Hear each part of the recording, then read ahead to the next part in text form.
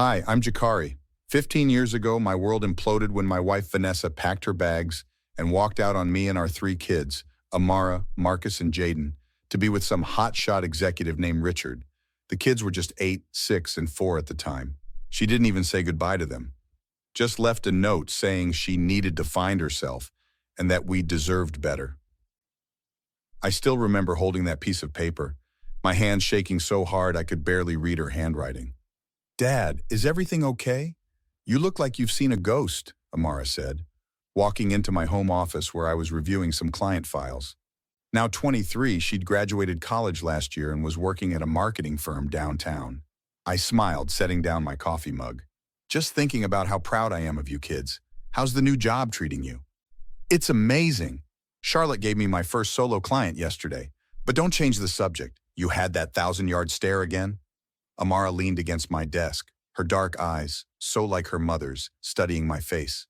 "Just reflecting. It's been a good 15 years despite everything." I gestured to the family photos lining my bookshelf. "You three made it all worthwhile." The doorbell rang, interrupting our conversation. "I'll get it," Marcus called from the living room.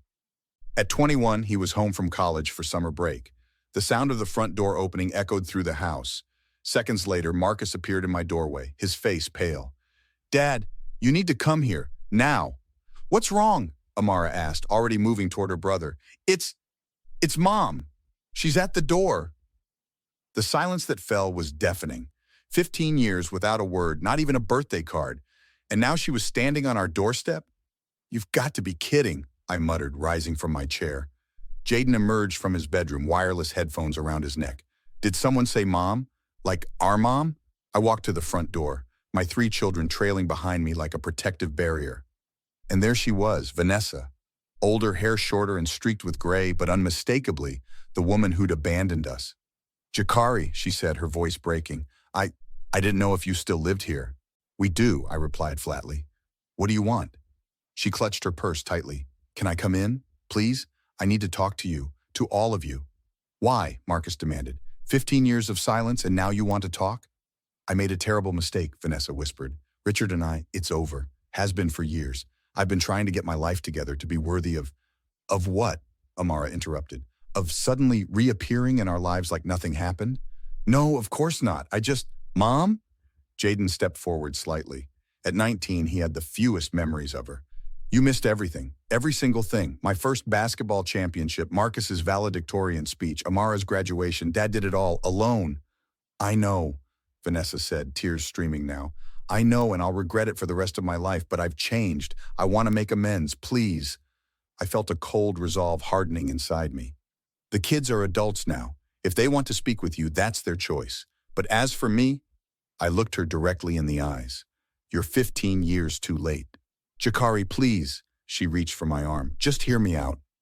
"Dad," Amara said quietly from behind me. "There's someone at the curb watching us." I glanced past Vanessa to see a man sitting in an idling car. "Who's that, your new boyfriend?" "No," Vanessa shook her head quickly. "That's my brother Kevin. He drove me here. I'm staying with him right now." "Why?" Marcus asked suspiciously. "What happened to your life with Richard?" Vanessa's shoulders slumped. "That's part of what I need to talk to you about. Things haven't been good for a long time. I've lost everything." "You lost everything?" I repeated, unable to mask my disbelief. "What exactly does that mean? Can we please discuss this inside?" Vanessa pleaded, glancing nervously toward the street where neighbors were beginning to take notice. Against my better judgment, I stepped aside. 20 minutes, that's all you get." The kids exchanged looks but followed me and Vanessa into the living room, the same room where she'd once read them bedtime stories. "So talk," I said, remaining standing while she perched anxiously on the edge of the sofa. "Richard and I were together for 10 years, Vanessa began. "At first it was everything I thought I wanted, but he changed. Or maybe he was always that way and I just couldn't see it." "Spare us the relationship retrospective," Amara said coldly. "Why are you here now?" "Richard controlled everything, our money, our social circle, even what I wore. When I finally worked up the courage to leave him, I discovered he'd put everything in his name. The house, the cars, our joint accounts." "So you're broke," Marcus concluded. "And now you remember you have a family." Vanessa flinched. "It's not like that. I've been working as a waitress, trying to save enough to..." "To what?" I interrupted. To suddenly become a mother again? To make up for 15 years of nothing? I never stopped thinking about you all, she insisted. Every birthday, every Christmas. But you never called, Jaden said. Never wrote, never even sent a card. Richard wouldn't allow it at first, she said. And later, I was ashamed. How could I reach out after so much time had passed? So you're here because Richard dumped you and you need something, I stated flatly. No. Well, yes, I need a place to stay temporarily, but there it is, I nodded, a bitter laugh escaping me. Dad, can I talk to you in the kitchen? Amara asked suddenly. I followed her with Marcus and Jaden close behind. What do you think her game is? Marcus whispered once we were out of earshot. I don't know, I admitted, but I don't trust this sudden reappearance. We should at least hear her out, Jaden suggested. Why? Amara challenged. So she can hurt Dad again? Hurt all of us? I'm not saying we welcome her back with open arms, Jaden clarified. But shouldn't we at least find out what really happened? Marcus frowned.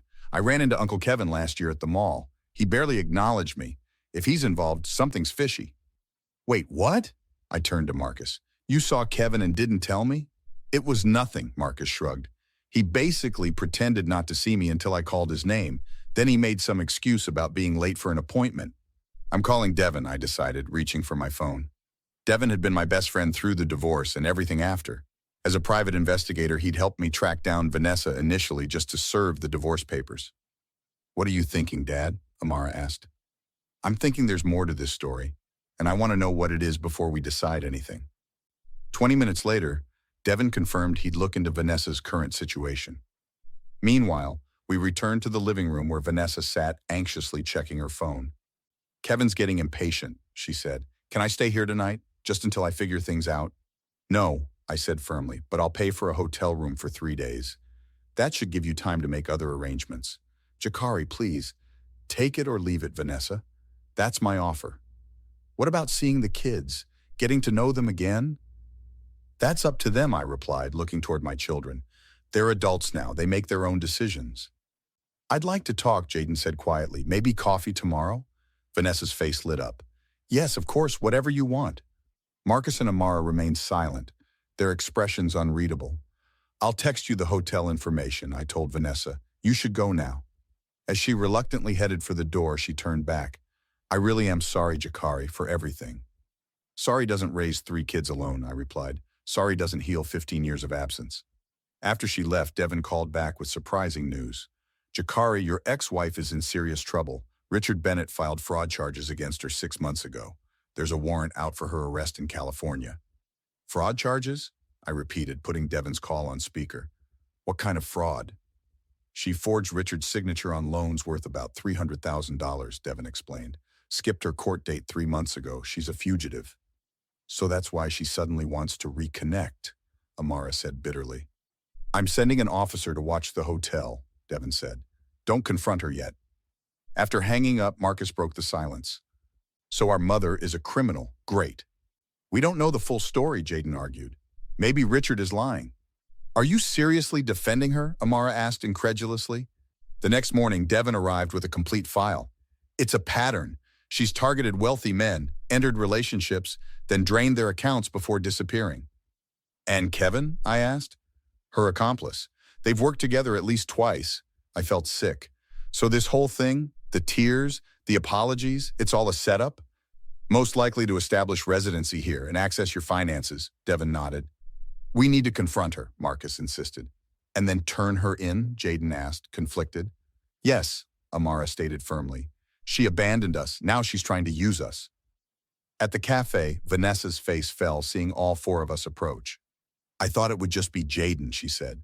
Change of plans, I replied. We need to talk about the fraud charges in California and how you and Kevin have been scamming men for years. The color drained from her face. Jakari, I can explain. Save it, Amara interrupted. We've seen the evidence. Richard was abusive, Vanessa insisted. I had to take what was rightfully mine. And the other men, Marcus challenged, all abusive too? You don't understand what it's been like. No, you don't understand, I cut in. You abandoned your children, left them wondering what they did wrong, and now you're back because you need somewhere to hide. That's not true. I love them. I've always loved them. Love isn't abandonment, Jaden said quietly. Love isn't 15 years of silence. Please, she begged, reaching for my hand. Give me another chance. I'll make it up to all of you. Like you swore in our wedding vows? I pulled away. Your promises mean nothing. I'll go to the police myself, she offered desperately. Just let me stay with you while I sort this out. We had a family, I said, standing, and you destroyed it. As I turned to leave, Vanessa grabbed my arm. You can't do this. I'll tell everyone what a terrible husband you were. Mom, stop it, Amara warned. And you, Vanessa turned on our daughter, her demeanor completely changed. Little Miss Perfect, you think you're better than me? Ma'am, calm down, said a voice behind us. Devin had entered with 2 police officers. What is this? Vanessa demanded, backing away.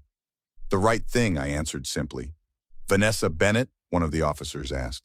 We have a warrant for your arrest from the state of California for fraud, grand theft, and failure to appear. No, she backed away, looking frantically for an escape route. You don't understand. He's the one you should be arresting, she pointed at me. He abused me for years. That's why I had to leave. Mom, stop lying, Marcus said firmly. We remember what happened.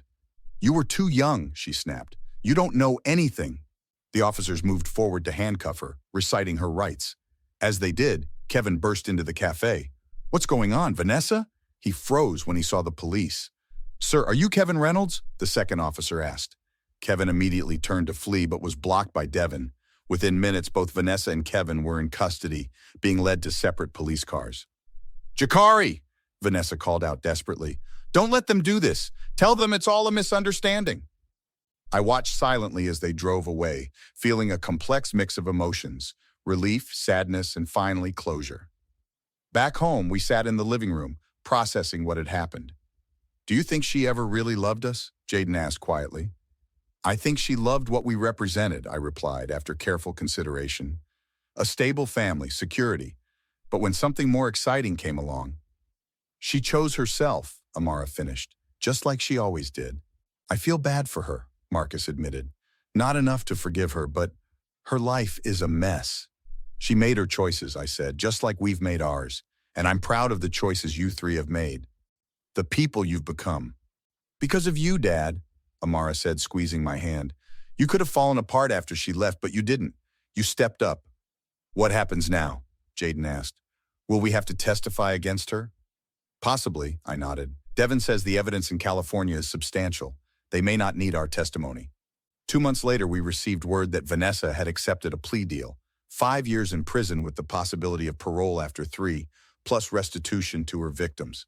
She wrote us a letter from jail, full of apologies and promises to make amends when she was released. I let the kids read it, but I couldn't bring myself to do the same. She wants us to visit, Marcus said after reading the letter. What do you think, Dad? I think you're adults who can make your own decisions, I replied honestly. If you want to establish some kind of relationship with her, that's your choice. I don't, Amara said firmly. Maybe that makes me cold, but I can't forget what she did. Me neither, Marcus agreed. She had 15 years to reach out, and she only did when she needed something. Jaden remained quiet, conflicted. I might want to talk to her someday. Not now, but maybe. Whatever you decide, I assured them. I'll support you. That evening, I sat on the back porch watching the sunset, reflecting on our journey. A family fractured but not broken, stronger for having weathered the storm together. Dad? Amara joined me, handing me a cup of coffee. You okay? Better than okay, I smiled. You know, when your mother left, I thought my life was over, but it was just beginning. Being your father has been the greatest privilege of my life. Even when I crashed your car at 16, she grinned. Even then, I laughed. Especially then. Inside, Marcus and Jaden were arguing good-naturedly over a video game, their voices carrying through the open window. The sound filled me with profound gratitude.